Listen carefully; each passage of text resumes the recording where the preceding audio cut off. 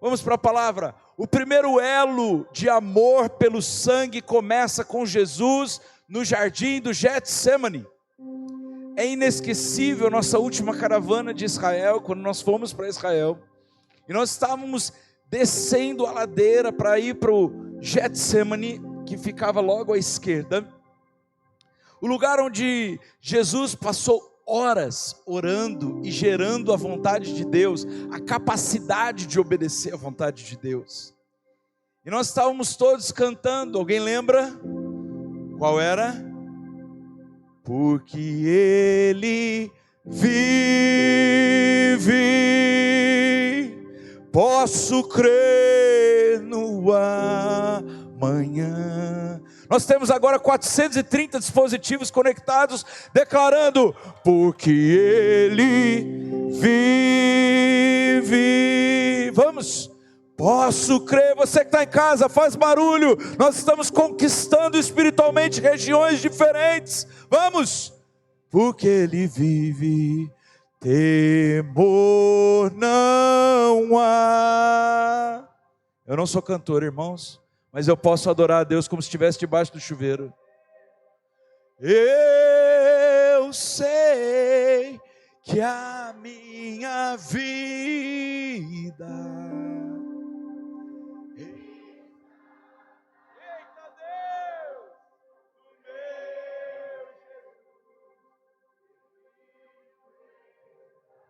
será que a gente consegue ouvir o pessoal do online cantando esse mesmo louvor? O que Ele... Comece a declarar a vida de Deus sobre sua casa. Comece a declarar a vida de Deus sobre os seus negócios, sobre os enfermos. Comece a cantar a vida de Deus sobre os seus relacionamentos apodrecidos. Porque Ele vive.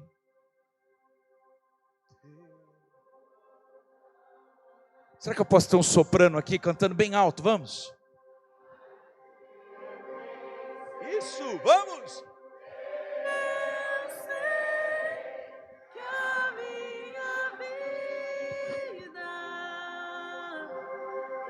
Está nas mãos do meu Jesus, que vivo está.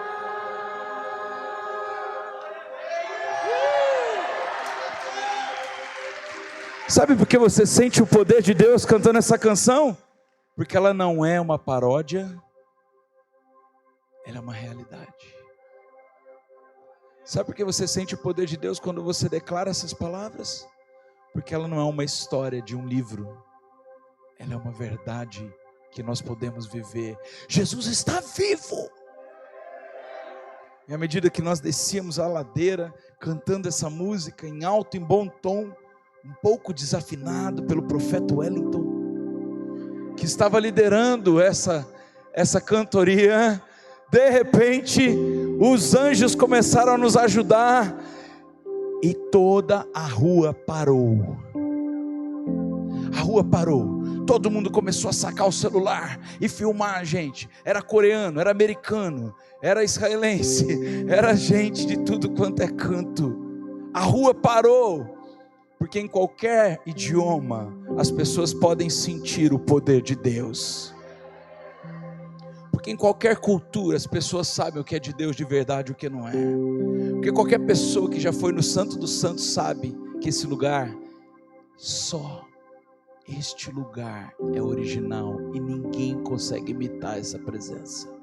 Você já pode ter ido em muitas igrejas, mas o dia que você entrou aqui você sentiu uma presença diferente. Você já pode ter frequentado muitos lugares, mas o dia que Jesus te libertou, você sabe que não foram os muitos lugares que você frequentou, mas foi a pessoa de Jesus que te libertou. Você pode já ter tido muitas experiências transcendentais e místicas, mas nenhuma delas foi capaz de te salvar e mudar o seu caráter como Jesus fez. Jesus transforma inconstantes em equilibrados e constantes. Jesus transforma mulheres insensatas em mulheres que edificam suas casas. Jesus transforma filhos rebeldes em filhos cheios de frutos de obediência e de amor. Jesus transforma pessoas antes pecaminosas em pessoas com destino. Jesus transforma. E esse elo de amor que nos transformou começou no Getsemane. Getsemane é um jardim muito bonito, muito pacífico, gostoso de orar. E quando você chega no Getsemane, você dá em frente aos portões dourados, as portas douradas do muro de Jerusalém. E a palavra de Deus diz que naquele dia, quando Jesus voltar para nos buscar, Ele virá pelos portões dourados. Então o Getsemane é bem de frente para o retorno de Yeshua. Jesus está se despedindo da vida, olhando para o futuro, que Ele mesmo implantará. Olha que coisa incrível, o lugar da redenção do povo de Deus, porque foi no jardim do Getsemane que Jesus decidiu. Não é quando você realiza alguma coisa que essa coisa acontece, é quando você decide realizar. Se você decidir hoje que amanhã não vai acordar cedo para trabalhar, você vai dar uma desculpa, vai arrumar algum jeito e não vai trabalhar, porque a tua decisão é que leva o teu corpo e o resto da tua vida para o lugar. Jesus naquele dia decidiu que Ele não ia ser egoísta, Ele decidiu que não ia ser infiel ao plano de Deus, Ele decidiu que não seria desobediente às ordens de Deus, Ele decidiu que Ele não seria mais um que prometeu e não cumpriu. Ele decidiu que Ele manteria completamente fiel ao que o Pai tinha prometido que Ele deveria fazer, que era morrer para salvar a humanidade. O jardim do Getsemane tem um segredo, o segredo da devoção. Eu quero te convidar a ser mais devoto na sua vida. Eu quero convidar você a criar uma cultura de devoção e quebrantamento. Hoje eu falava com um jovem, na hora do almoço, eu disse para ele: meu filho, a única coisa que você não pode deixar de ter, para Jesus continuar consertando tudo que diz respeito a você, sua vida, seu destino, seu propósito, você não pode deixar de ter esse coração quebrantado e contrito. Jesus não tem problema com recurso, Jesus não tem problema com família quebrada, Jesus não tem problema com pecado, Jesus não tem problema em resolver nada, Ele é o cara que resolve tudo. O único problema que Jesus tem é com o orgulhoso, é com aquele que não sabe se entregar para Ele, é com aquele que não sabe chorar lágrimas no altar, é com aquele que acha que dá conta e pode segurar tudo sozinho. Esse cai, esse não se levanta, esse não se endireita, esse não vence as tribulações, este não vence os vícios, porque Jesus não tem problema com pecado, Ele morreu para perdoar todos os pecados. Jesus não tem problema com doença, Ele levou sobre si todas as nossas dores. Jesus não tem problema com autoridade, o governo está nos seus ombros, Ele acaba com toda a autoridade falsa e estabelece o governo de Deus sobre sua vida, sobre sua casa, sobre seu trabalho, sobre sua empresa, sobre seu bairro, sobre a sua cidade, sobre a sua nação. Jesus não tem problema com o governo está nos ombros dele. Mas Jesus tem um problema com corações endurecidos. Ele não consegue trabalhar com corações que não se quebrantam diante dele, porque Ele nos deu liberdade para escolher, livre arbítrio. Você pode escolher, como Ele pôde escolher. O primeiro elo de amor pelo sangue começa no Getsemane. Passa para o próximo, por favor. E este elo começa através de um período como este que estamos vivendo. Para pensar. Vai chegando esse período da Páscoa, pessoas proféticas, igrejas proféticas como as nossas, começam a se remexer, porque é um período mais importante da história do cristianismo. Abril significa passagem. Abril significa: estou te tirando de um lugar, te colocando em outro lugar. Estou te tirando de uma condição e colocando em outra condição. Eu estou te tirando de um lugar de dor para um lugar de cura. Eu oro, eu nasci em abril, mas eu oro também para que Papai do Céu me recolha em abril. Não para coincidir com o meu aniversário, mas porque é uma das festas mais poderosas da Bíblia, é a Páscoa. Uma não, é a mais. A Páscoa é mais poderosa que o Natal. A Páscoa é mais poderosa que tabernáculos, porque a Páscoa fala não apenas de uma história de nascimento, mas fala de uma história de redenção de todos que nasceram depois dele. Ela não fala só de uma história de um milagre, ela fala da história de um milagre que é transformar vida, morte em vida. Mas todos que ressuscitaram na Bíblia, incluindo Lázaro, morreram de novo. Jesus não, Jesus está vivo. Então a Páscoa, ela é uma história que começou há mais de 2000 anos atrás, mas ela continua. Toda a Páscoa a gente lembra que Ele não morreu, Ele está vivo. Não, ele morreu, pastor. Não, ele não está morto, ele está vivo. A morte dele foi só proposital e passageira, para que a gente entendesse que o maior medo da vida que a gente tem, que é a morte, nem este pegou Jesus e nem este vai te pegar. Nada vai parar o seu destino profético quando você começar a viver na autoridade das festas que o Senhor estabeleceu. Nada vai parar a sua vida quando você sincronizar ela com o relógio de Deus. Eu estou vendo nessa igreja, hoje eu falei no grupo de pastores, gente, que é isso? Domingo, não faltem, domingo é um dia importante, é a Páscoa. Convida vizinho, vizinha, pai, mãe, neto, neta, sobrinho, sobrinha, vem todo mundo celebrar a nova autoridade. No domingo, nós vamos estrear. Estou falando coisas físicas, porque vocês gostam de coisas que enxergam, eu sei. Nem todo mundo é profeta e vê o invisível, então tudo bem. Vamos falar das coisas visíveis. Domingo a gente estreia o Ecobrisa. Quem diz? Jesus vive. Domingo a gente estreia um brinquedão para as nossas crianças, que foi um sonho desde o começo da Farol. Quem diz Jesus vive? Jesus vive. Domingo a gente estreia a Igreja Farol em Orlândia. Quem diz Jesus vive? Se Jesus está fazendo isso na casa dele, Ele vai fazer isso na sua casa, se você estiver conectado.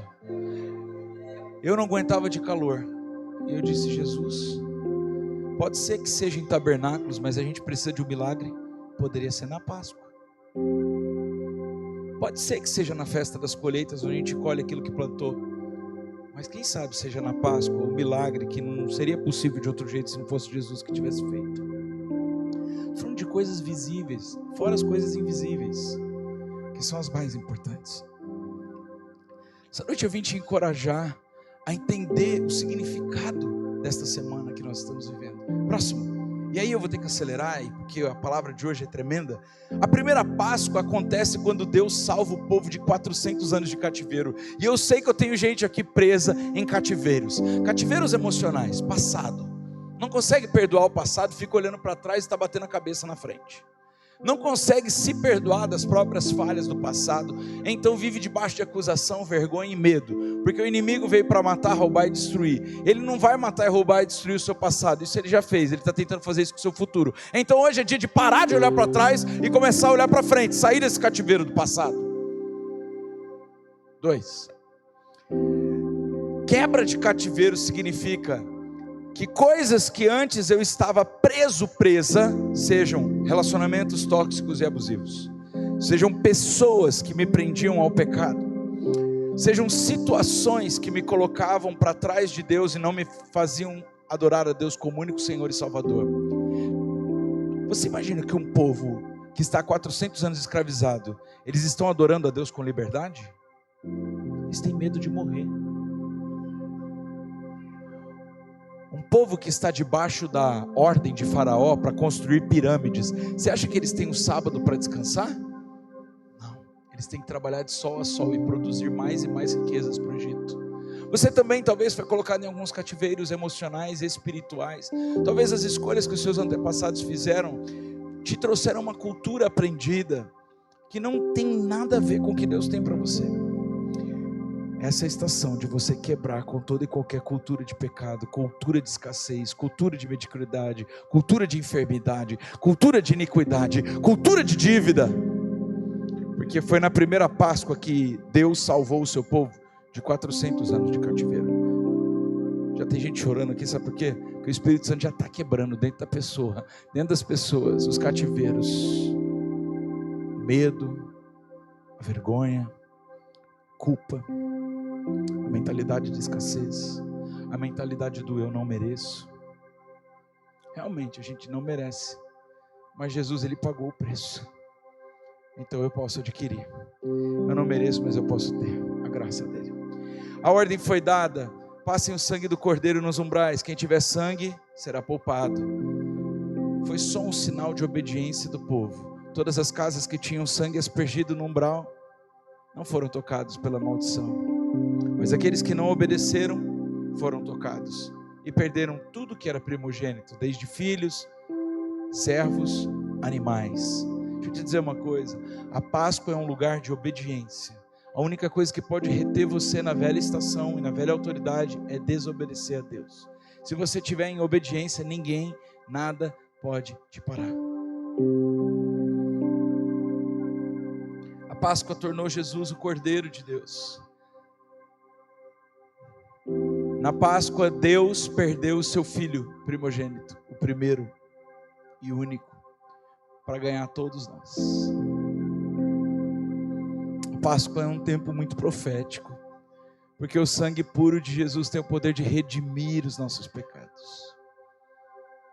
Como que isso acontece? Através da fé.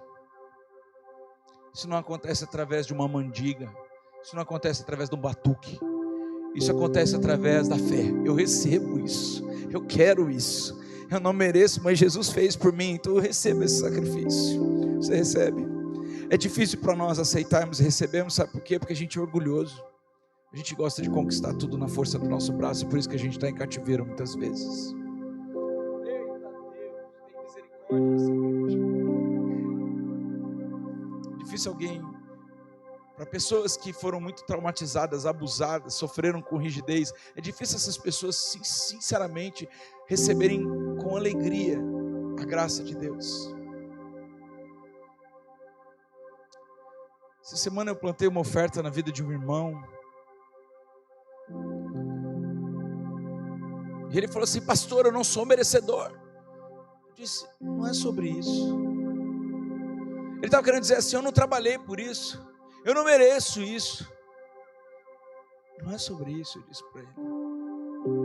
É sobre eu querer estar junto com você, é sobre eu querer que você esteja perto, é sobre eu querer que Jesus fale com a sua vida. Você não precisa achar que só o que você trabalha você merece, só o que você conquista você merece, porque nenhum de nós aqui merecia ir para o céu, mas Jesus pagou a conta dos nossos pecados, e em nome de Jesus, todos os que estão aqui nessa noite vão para o céu. Nós vamos para o céu, nós vamos para o céu, mas aqui na terra nós também vamos viver o céu. Nós não vamos aqui na terra viver o inferno e querer ir logo para o céu, não, nós vamos viver o céu aqui na terra. Continuando, Jesus então, nesse período de Páscoa, vai para o Getsêmani. Próximo, por gentileza. E a palavra de Deus retrata em Lucas 22, do 39 ao 46, que isso era um hábito. Ele ia para o Getsêmani orar. Você deve ter os seus hábitos de oração. Você deve ter os seus lugares favoritos de oração. Você deve ter o seu lugar favorito na igreja. Obviamente, nós somos pessoas que têm hábitos. Eu amo acordar e me ajoelhar na beira da minha cama, ou na beira do sofá. Eu gosto de, depois de me ajoelhar, ler a Bíblia encostado na cabeceira. Eu tenho os meus lugares de encontro com Deus, são os meus hábitos. E como de costume, Jesus também tinha o hábito de ir para o Monte das Oliveiras, e os seus discípulos o seguiram, e chegando ao lugar disse-lhes: orem para que vocês não caiam em tentação. Então afastou-se deles a uma pequena distância, ajoelhou-se e começou a orar. E a oração dele foi a oração mais sincera possível. Quantos de nós padecemos porque não sabemos fazer orações sinceras?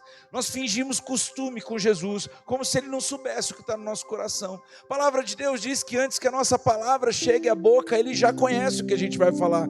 Você acha que está escondendo o que de Deus? Ele diz assim: Pai, se queres, afasta de mim este cálice, contudo não seja feita a minha vontade, mas a tua. E então apareceu um anjo do céu que o fortalecia. Então Jesus está num dilema. Ele sabe que vai morrer e sabe que o que está por vir não vai ser fácil. Quem aqui já teve um sentimento que alguma coisa muito difícil ia acontecer, e de fato isso aconteceu? Levante sua mão. E como você se sentiu quando isso ia acontecer? Você se sentiu oprimido, angustiado? Você se sentiu ansioso, com medo do amanhã? O que vai ser de mim? Eu me lembro que quando Tauana passou pelo câncer, e nós descobrimos que o câncer dela era do pior tipo possível, e que se a cápsula abrisse, isso era uma questão de dias, ela poderia ter uma metástase e morrer em poucos meses. Eu me lembro da minha angústia. E eu ia para o meu lugar de Getsemane e eu dizia: Deus, acelera essa cirurgia. Na época, por uma coincidência divina, ela estava com 2 planos de saúde, um do trabalho e um que eu pagava à parte. Incrível que Deus usou os 2 planos para acelerar a cirurgia dela, porque um autorizou uma coisa e o outro autorizou outra. E nós estávamos nesse processo, e o médico disse, na primeira consulta com ela, ele disse assim: se eu não tivesse um congresso nos Estados Unidos, na outra semana eu ia te operar amanhã. Porque essa cápsula não pode estourar. Imagine uma cápsula cheia de doença mortal. Essa cápsula não pode estourar. Se ela estourar, a gente perdeu você. Ou no mínimo, você vai sofrer muito até vencer todo esse câncer. Porque à medida que o câncer se espalha na corrente sanguínea, ele é do tipo que se multiplica, que era o tipo dela. Ele leva em 3, 4 meses, às vezes em máximo em 6. Eu me lembro que de 13 de maio até 13 de junho, que deu exatamente um mês, da primeira consulta até a cirurgia, todos os dias eu tinha um Getsemane. E eu pensava as piores coisas possíveis. Não vou mentir. O que eu vou fazer com os meus filhos, Deus? Deus, eu tenho que trabalhar. A igreja nessa transição, o que é que eu faço? Não tenho rede de apoio. Vou ter que me mudar para Recife para poder ter rede de apoio. Vou ter que criar meus filhos em escola integral. Pai, o que eu faço? Eu já pensei no pior logo de cara. Como que eu vou lidar com o ministério sem a Tauana? A Tauana é 80%, 90% do nosso ministério, Senhor. E eu comecei a agonizar a dor emocional que nós sofremos no momento em que nós descobrimos que algo muito ruim aconteceu, ou está para acontecer algo ainda pior. É terrível. E existe um processo que Jesus passou e que está descrito nessa palavra, porque tinha um anjo fortalecendo Jesus, mas ele estava angustiado. Repita comigo: Jesus estava angustiado. Se Jesus estava angustiado, quem dirá nós? Como nós ficamos angustiados diante de circunstâncias incertas.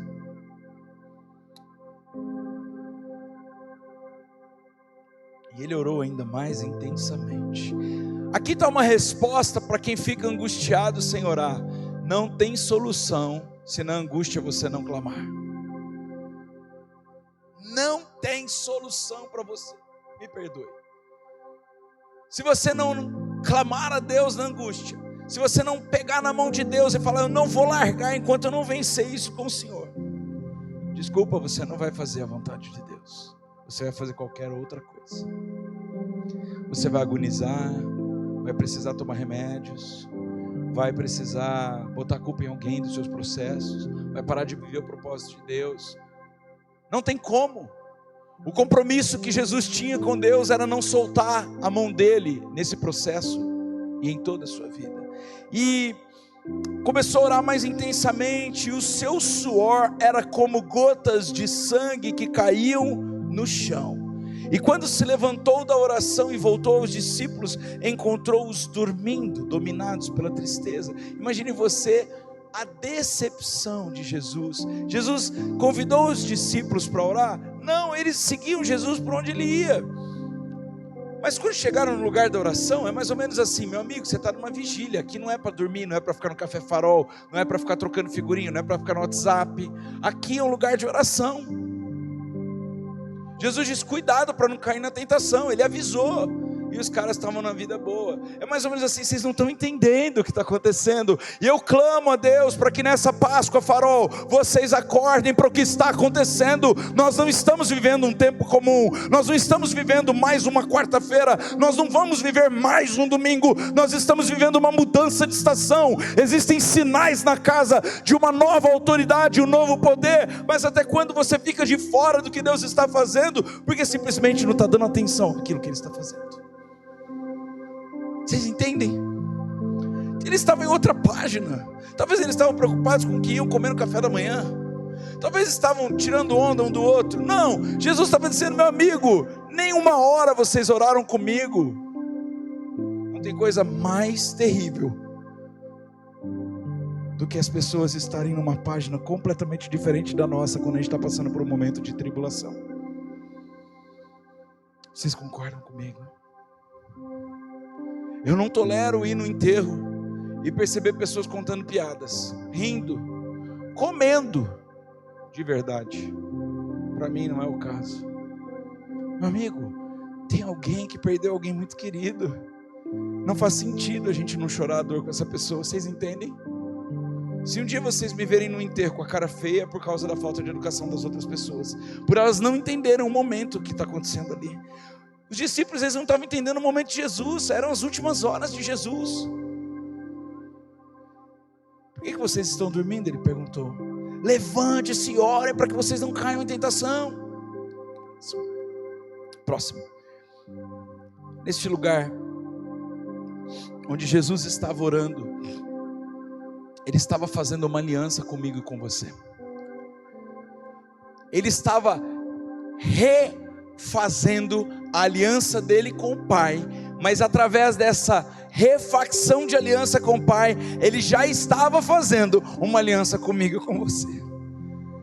Não ouse sair daqui nessa noite sem entregar a sua vida para Ele, se você ainda não fez isso. Sabe por quê? Porque Ele já fez o mais difícil. Ele já deu a vida dele. Ele suou sangue naquele jardim de Getsemane para ser fiel ao plano de Deus. Quem é que quer morrer aqui? Levanta a mão. Ninguém. Nós não fomos feitos para a morte. Eclesiastes fala sobre isso. Ninguém foi feito para morrer. Por isso nós somos seres eternos. Ninguém entende a morte. A morte é um momento difícil, de separação, de agonia.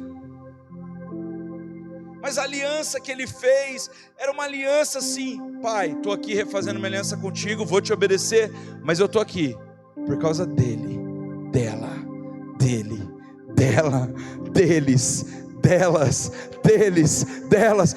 Por causa dessa cidade, Jesus morreu na cruz e derramou um sangue inocente.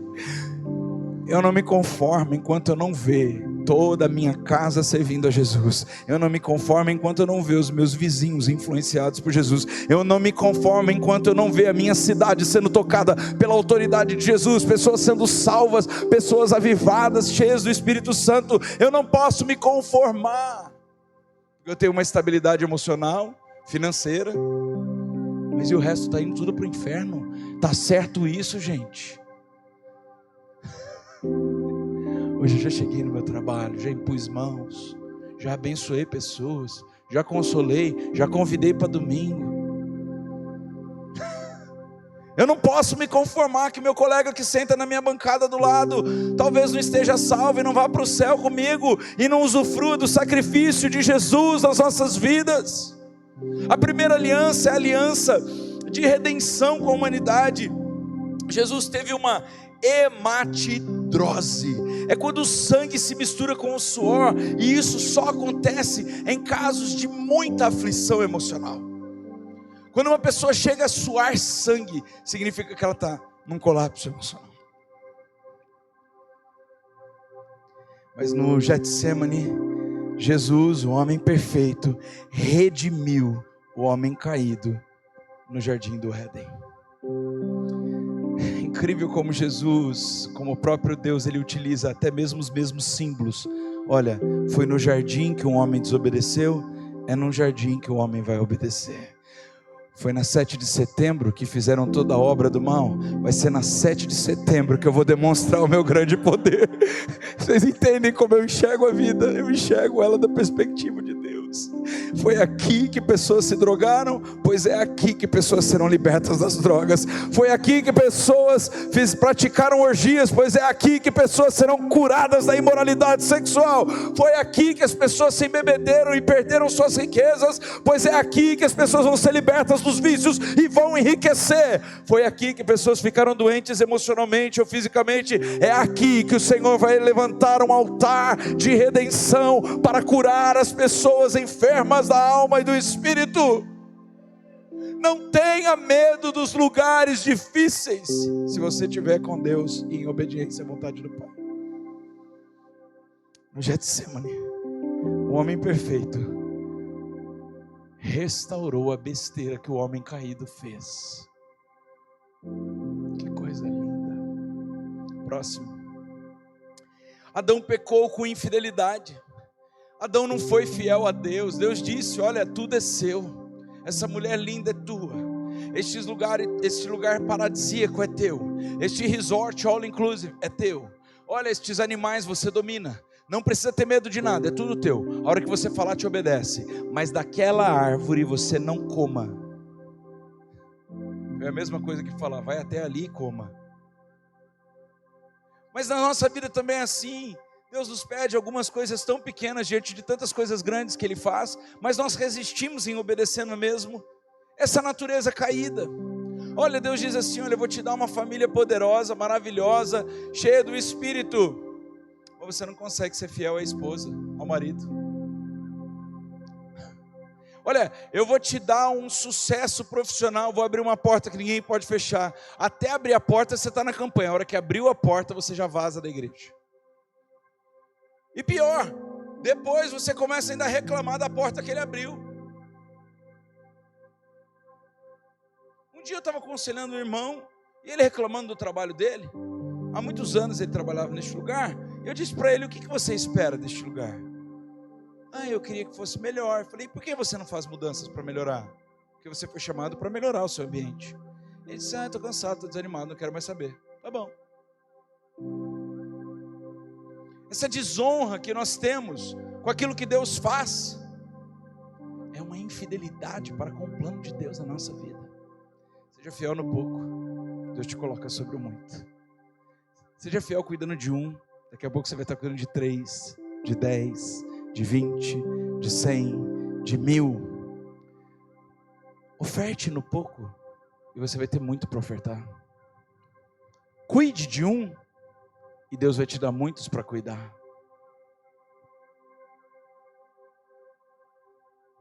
Quando Adão traiu a ordem de Deus, o caráter dele deteriorou as condições de plenitude. Não tinha mais propósito as relações. Sabe quando a gente faz besteira e tudo perde propósito? Sabe aquele casamento? Eu não sei porque eu estou falando tanto de casamento hoje, mas Deus sabe. Sabe aquele casamento que o casal começou na pindaíba, sozinhos, os dois. Era contra todo mundo que eles tinham que lutar. E eles estavam unidos, vencendo. Conquistaram um terreninho, foram lá, construíram em cima. Tiveram filhos, criaram os filhos. Aí quando chega com 20 anos de casado, 22 anos de casado, desencana. Faz sentido? Faz sentido deteriorar o plano que Deus desenhou para você por causa de aventura, de crise emocional? É assim, nós não temos capacidade de guardar aliança com Deus como nós podemos guardar aliança com outras pessoas. Sabe aquela igreja que te acolheu? Sabe aquele lugar que você chegou destroçado e Deus fez milagre na sua vida? Sabe? Que de repente o pastor era um anjo, agora na mesa da comunhão ele é o capeta, pintado de ouro por você e por toda a sua casa. Sabe, gente, aqueles que te instruíram, seus professores, líderes, mestres, eles tiveram uma serventia absurda. Você não é analfabeto por causa deles, você tem um diploma por causa deles, mas você reclama de toda e qualquer figura de autoridade que passa pela sua vida, inclusive eles. Não consegue respeitar, não consegue honrar. Sabe, gente, o que acontece? Essa infidelidade nossa para com Deus gera uma infidelidade nossa para com o nosso próximo. Adão, ele não traiu uma ordem de Deus, ele traiu um plano de Deus. Isso é triste. É triste porque a gente confunde ordem com plano. Se eu estou te ordenando fazer algo, eu sou o seu pai, eu sou o seu Deus. Eu não estou fazendo isso porque eu preciso do seu reconhecimento, estou fazendo isso porque eu quero o teu melhor. Eu estou fazendo isso porque eu quero que você vá longe. Estou fazendo isso porque eu quero que você avance. Dá para entender a vida assim? Eu tenho um filho lindo, maravilhoso, inteligente, incrível, eu amo demais a vida dele. E eu olho para ele e digo assim: filho, quando eu te coloco sentado nessa cadeira para você treinar 1 hora de piano todo dia, não é porque eu quero que você não se divirta, Mas é porque eu sei que hoje você tem 1 hora para treinar, o papai já não tem mais 1 hora para treinar piano. Porque Deus deu uma palavra a respeito do Davi, que ele será um profeta adorador, e ele vai passar pelas nações, fazendo avivamento através da adoração e da pregação da palavra. Mas como que ele pode adorar se ele não sabe tocar? Se ele não sabe cantar? Se ele não está preparado? Como é que podemos trair o plano que Deus tem para nós, por causa da nossa infidelidade, da nossa desobediência? Deus tem uma relação com o homem, Adão quebra essa relação com Deus, e naturalmente ele já começa a brigar com a esposa, ele começa a culpar ela, Eva, porque nós, quando estamos desorganizados espiritualmente, nossas emoções também se desorganizam, e quando nós desorganizamos as nossas emoções, nós queremos colocar a culpa em alguém, por ter desorganizado as nossas emoções, quando foi a nossa escolha, por sermos infiéis ao plano de Deus, que desorganizou tudo. E a mulher começa a colocar a culpa na cobra, na natureza, quando na verdade a desorganização veio da infidelidade à ordem de Deus. E quando nós estamos infiéis a Deus, tudo desorganiza na nossa vida. Quem já passou por isso, diz um amém bem tímido. Eu ouvi? Próximo. Infidelidade é a quebra de uma aliança. Infidelidade é desconsiderar o poder de uma aliança. Infidelidade é não dar crédito à confiança. Outro dia uma pessoa disse para mim assim: pastor, se você quiser, você tira de mim isso. Eu disse: minha filha, calma aí, eu confiei em você isso. Você está dizendo que isso não vale nada? Ei, Deus está dizendo: eu confiei esse trabalho a você, você está reclamando disso. Eu confiei essa família a você, você não quer lutar por ela. Eu confiei esse ministério a você, você está entregando de mão boba, como se não fosse nada. Confiança é um artigo de luxo. Confiança é um presente que Deus nos dá. Quando Deus nos confia um dom, uma pessoa, um relacionamento, nós temos que valorizar isso. Quando a gente tem alguém que ora por nós, que torce por nós, que nos encoraja, nós precisamos valorizar isso. Adão não valorizou, mas Jesus valorizou. Adão quebrou a fidelidade da aliança que tinha com Deus, e na traição Adão perdeu o direito de desfrutar da presença de Deus. É a primeira coisa que a gente perde quando a gente é infiel, a presença de Deus. Todos os dias Deus vinha se encontrar com Adão. Agora, quando Deus veio, Adão fugiu, porque a quebra de uma aliança nos torna vergonhosos.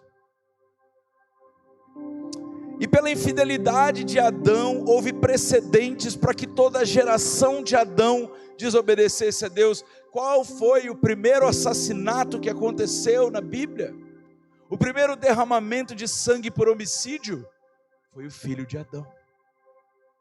Quando nós desobedecemos e quebramos o vínculo de aliança com Deus, nós abrimos um precedente geracional, e nós deixamos que os nossos filhos e os filhos dos nossos filhos sofram com a dor do nosso pecado.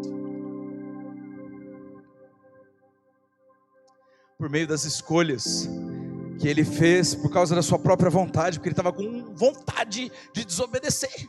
Tem dias que você acorda assim, diz aí: hoje eu vou pecar.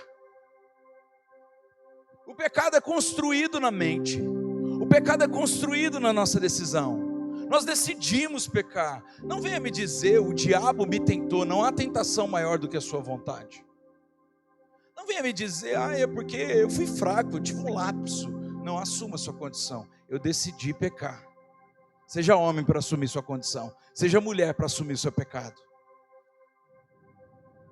O diabo não pode contra você se você tiver decidido a obedecer. O diabo não pode contra você se você tiver decidido a obedecer. Repita comigo: o diabo não pode contra mim se eu tiver decidido a obedecer.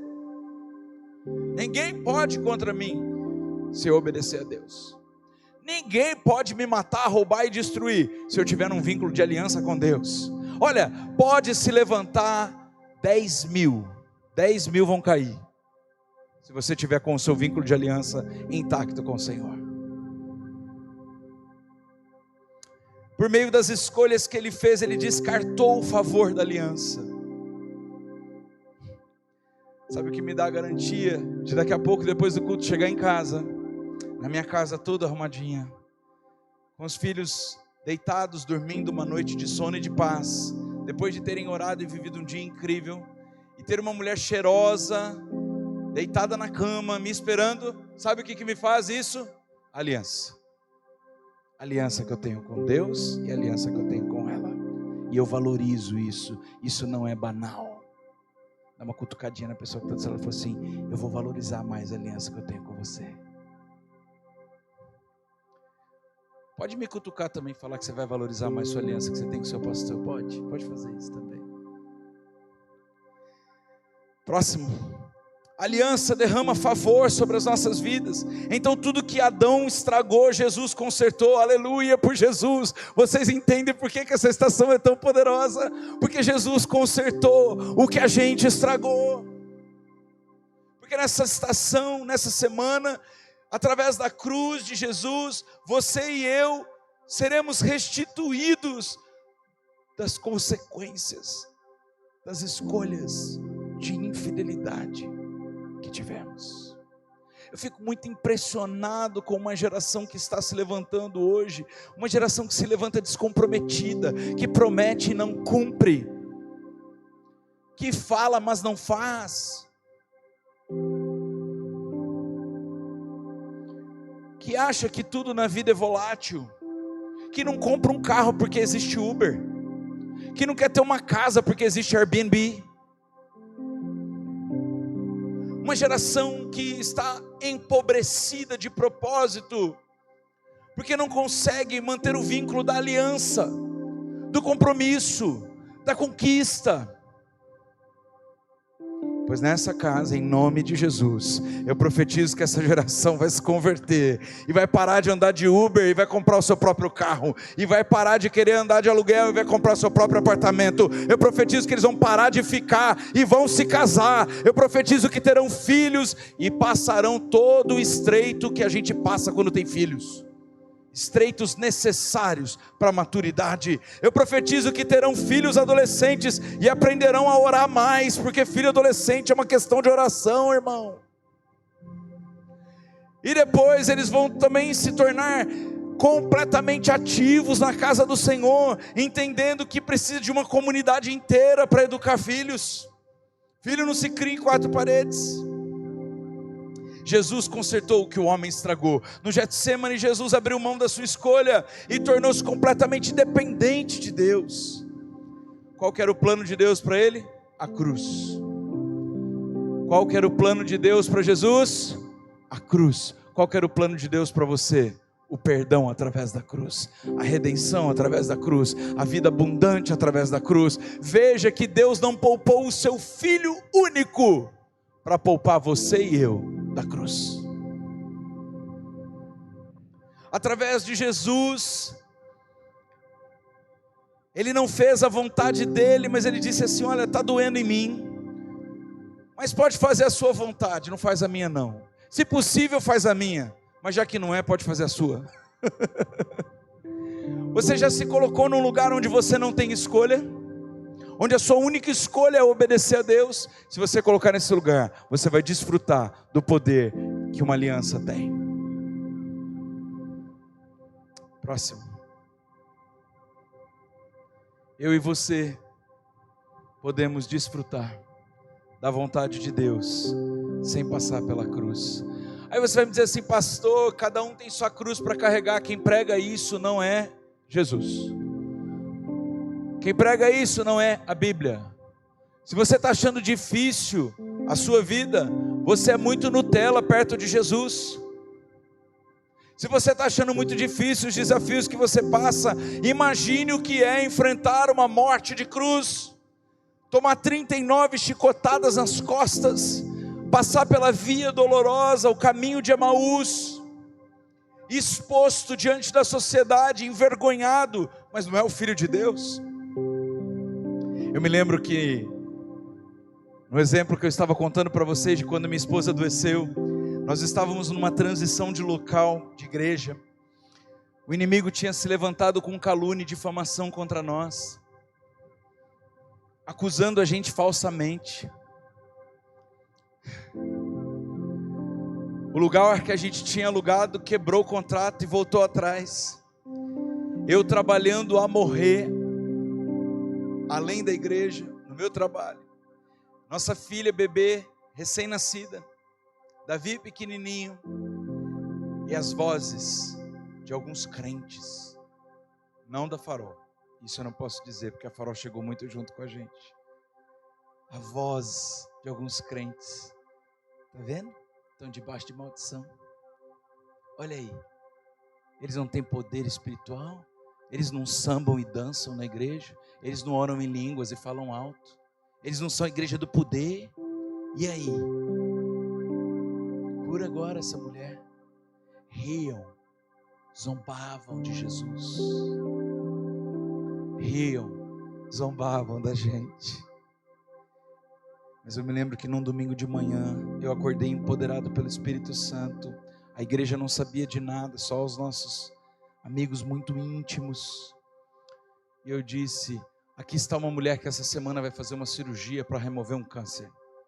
E eu profetizo hoje que esse câncer vai se tornar um testemunho. E em uma semana, Tauana escreveu o livro Cicatriz. Para nunca mais esquecer que no lugar da vergonha que sofremos, nós resultaremos em dupla honra. Jesus passou pela humilhação, mas não ficou na humilhação. E eu e você temos o poder de desfrutar de uma vida sem cruz, apesar de uma vida com dificuldades, porém sempre em triunfo. Se você veio aqui achando que seus problemas vão se acabar, eu vou dizer para você, eles vão aumentar. Você não está aqui para resolver problema, você está aqui para ficar um leão, para vencer qualquer problema. Jesus tombou como um cordeiro, mas ao terceiro dia, aguardem domingo o poder que vai estar nessa igreja. Jesus tombou como um cordeiro, calado, humilhado, machucado, sangrando, envergonhado, acusado falsamente. Mas ele se levantou como um leão. E o leão da tribo de Judá continua vivo e está aqui hoje. Próximo. A fidelidade que Jesus revela mostra que ele estava cheio do Espírito Santo. Um crente não está cheio do Espírito Santo na evidência de dons espirituais. Um crente manifesta o Espírito Santo na evidência de frutos espirituais. Um crente não é medido pelo quanto ele ora em línguas, apesar dele dever orar em línguas sim, ore sim, edifique-se sim, mas essa não é a medição de espiritualidade.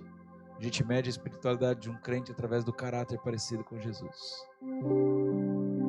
Entretanto, o fruto do Espírito é amor, e mesmo na dor, ele não deixou de amar. O fruto do Espírito é alegria, a tua graça me basta. O fruto do Espírito é paz, paciência, amabilidade. Leia comigo, bondade. Qual outro? Fidelidade. Você sabe se um cara é cheio do Espírito Santo, se ele é fiel.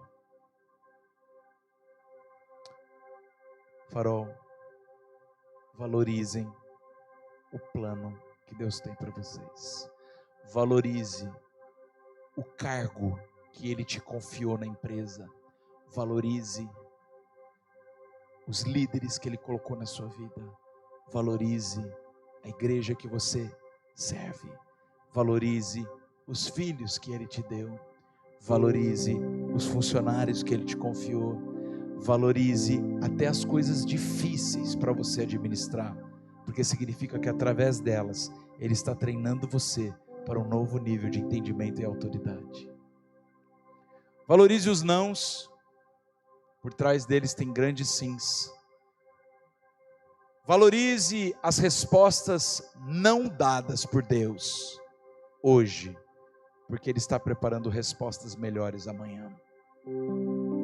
Valorize o compromisso com a oração, mesmo que nada esteja acontecendo a olho nu. Valorize o irmão que está do seu lado. Valorize o porteiro do seu prédio. Valorize. Honre. Seja fiel. E aí, de novo, continua: mansidão, domínio próprio. Contra estas coisas não há lei. Os que pertencem a Cristo crucificaram a carne e as suas paixões e desejos.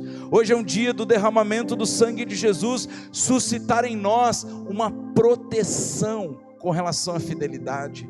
Não só Jesus se mostrou fiel ao plano de Deus, mas também naquele Getsemane, ele garantiu que Deus ia ser fiel ao plano que ele tinha para Jesus e para toda a humanidade. O sangue de Jesus tem poder para quebrar a infidelidade. O sangue de Jesus tem poder para corrigir o caráter adúltero, traidor, infiel, divisor. O sangue de Jesus tem poder. Esse sangue derramado na obediência no Getsemane é capaz de te levantar para obedecer. Você que andava torto, errante no caminho, pecando toda hora, você pode se tornar um santo excelente, parecido com Jesus, porque o sangue derramado naquela cruz não apenas mudou toda a história da humanidade através da redenção para a salvação, mas também muda o nosso caráter. Pastor, eu não sou uma pessoa muito constante. Pois o sangue de Jesus é capaz de fazer você constante. Pastor, eu não sou uma pessoa que honro. Pois o sangue de Jesus pode te fazer honroso. Pastor, eu não sou uma pessoa que consegue ficar muito tempo numa igreja. O sangue de Jesus pode te trazer fidelidade às alianças que você tem. Pastor, eu não consigo gostar de uma pessoa só. O sangue de Jesus tem poder para quebrar essa maldição. Os que vivem em Cristo crucificaram suas paixões e desejos, e a gente começa a andar pelo Espírito, e a gente não é presunçoso, não fica provocando um ao outro, tendo inveja um do outro. Ao contrário, a gente entende a nossa condição de pecador, a gente entende a nossa condição de necessitados da graça de Jesus. Eu não sei vocês, mas tem coisas que são bem difíceis de obedecer a Jesus, não é verdade?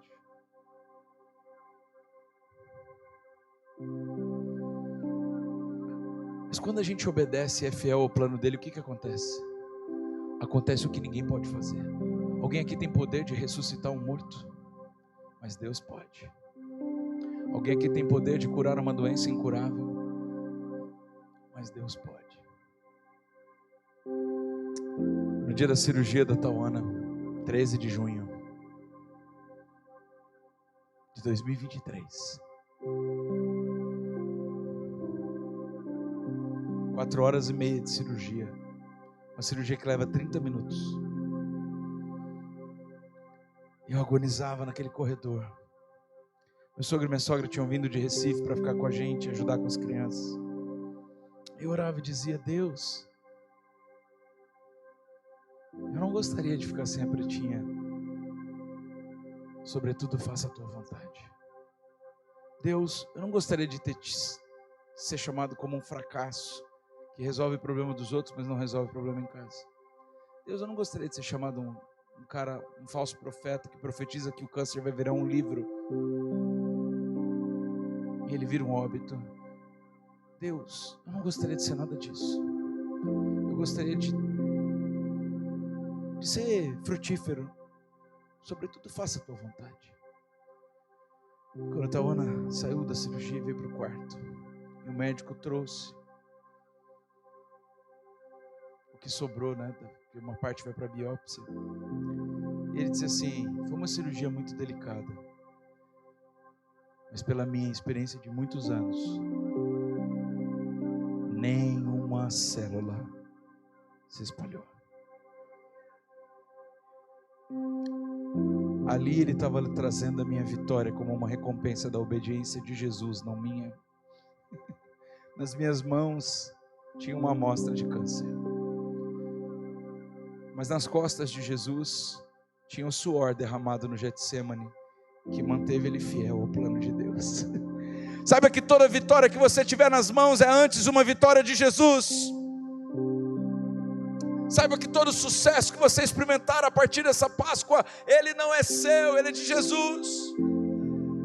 Saiba que toda nova autoridade que você começar a caminhar esse ano, não é da sua obediência, é antes da obediência de Jesus. Saiba que um ecobrisa, um brinquedão, uma igreja nova nascendo em Orlândia, isso não é mérito. Algumas pessoas confundem. É porque você é obediente, é porque você ora, é porque você é carismático, é porque sua esposa é incrível, é porque vocês têm um grupo de pastores massa, é porque vocês souberam discipular. Não é nada disso. Nesta noite nós destituímos a meritocracia deste lugar e nós declaramos: foi porque Jesus manteve um vínculo de fidelidade ao plano de Deus, que nós podemos caminhar em triunfo, em cura, em sucesso, em avanço, em propósito. Não tem nada a ver com a gente, tem tudo a ver com Ele. Levante-se no seu lugar e comece a declarar os seus lugares de dor, um lugar de vitória de Jesus na sua vida. Não é seu, é de Jesus. Pastor, eu não estou conseguindo vencer o vício. É porque você está tentando sozinho. Faz uma parceria com Jesus nessa noite. Pastor, eu não estou conseguindo vencer as dívidas. É que você tentou sozinho. Tenta hoje com Jesus. Faz uma aliança com Ele, que você vai ser fiel a Ele. E óbvio que aproveite as oportunidades que Ele te der. As portas que Ele abrir, entre. Seja o melhor funcionário. Trabalhe, mas saiba também descansar. Aprenda a confiar nele. Aprenda a priorizar a sua primeira hora do dia, dá para Ele em oração. Aprenda a valorizar os votos que você faz com Ele. Não só pegue uma pulseira, seja fiel ao voto. Aprenda a valorizar as pessoas que Ele te colocou na vida. Comece a honrar elas. Comece a viver de um jeito diferente, o jeito que Jesus viveu, através da emitrose de Jesus. Eu e você podemos vencer as nossas alianças frágeis, a nossa infidelidade, a nossa inconstância. Peça isso para Jesus agora. Será que a gente pode viver esse milagre nessa noite? O milagre de sermos leais às alianças que Ele nos deu. Você está perto do seu cônjuge, da sua companheira, do seu companheiro, por favor, reafirma esse compromisso com ela, com ele, porque o vínculo do casamento, o vínculo da aliança, sabe qual é? É Cristo e a igreja. Cristo e a igreja. Talvez seu cônjuge não esteja aqui ainda. Comece a orar para que ele chegue para cá. Talvez você não está sem cônjuge. Comece a orar para que Deus restitua a sua alegria nesse lugar, no matrimônio. Comece a abençoar a sua família agora e diz assim: Jesus, todo o mérito não é meu, é seu. Obrigado pela sua obediência no Getsemane. Deve ter sido muito difícil para você, mas obrigado porque aquele sangue vertido na cruz antes verteu num lugar de oração. Eu me coloco neste lugar nessa noite, Jesus, e eu te peço: lava minha vida, o meu caráter, as minhas escolhas. Me lava da infidelidade, me lava da quebra de aliança, me lava da volatilidade de alma, do ânimo dobre. Senhor, lava essa igreja do ânimo dobre, lava essa geração do ânimo dobre, lava essa geração de ir para qualquer evento de doutrina.